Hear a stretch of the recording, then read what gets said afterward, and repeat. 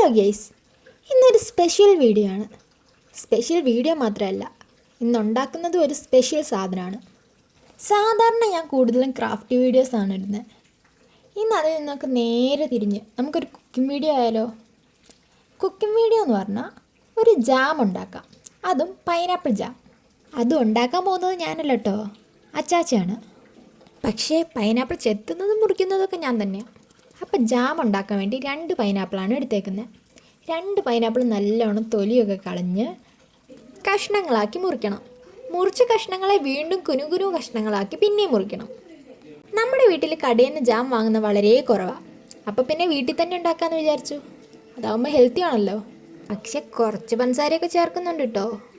നമുക്കിതുണ്ടാക്കാൻ കുറച്ച് സാധനങ്ങളൊക്കെ മതി. ആ സാധനങ്ങളൊക്കെ എന്തായാലും എല്ലാവരുടെയും വീട്ടിലുണ്ടാവുമായിരിക്കും. അപ്പോൾ കാര്യത്തിലോട്ട് വരാം.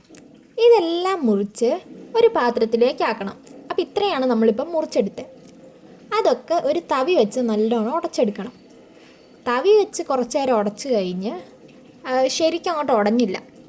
അതുകൊണ്ട് ഇടിക്കല്ല് വെച്ച് ഇടിക്കാൻ തുടങ്ങി. ഇവിടുന്ന് ടച്ചാച്ചാട്ടോ ചെയ്യുന്നത്.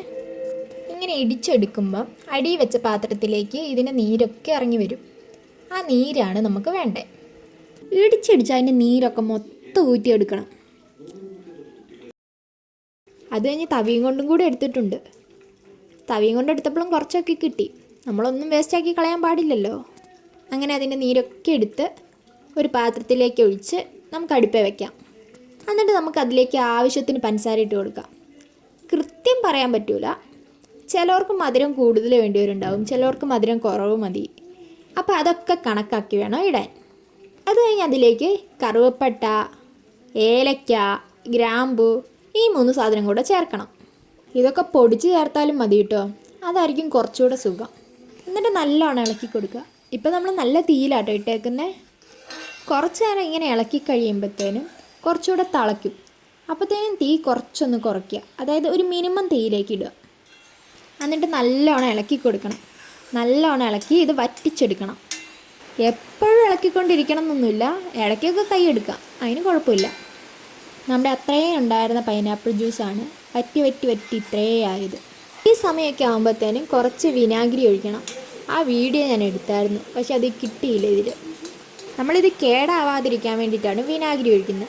കുറേ വിനാഗിരി ഒഴിക്കല്ലോ കേട്ടോ, കുറച്ചൊഴിച്ചാൽ മതി. അങ്ങനെ അത് കുറുകി ഇത്രയും വറ്റി. നമ്മൾ ഏകദേശം ഒരു 20-25 മിനിറ്റാണ് ഇത് അടുപ്പേ വെച്ചിട്ട് ഇളക്കിക്കൊണ്ടിരുന്നത്. അപ്പോഴത്തേനും ഇത്രയും വറ്റി. എന്നിട്ട് നമുക്ക് അതിൽ നേരത്തെ ഇട്ട കറുവപ്പട്ട, ഗ്രാമ്പു, ഏലക്ക അതൊക്കെ മാറ്റാം.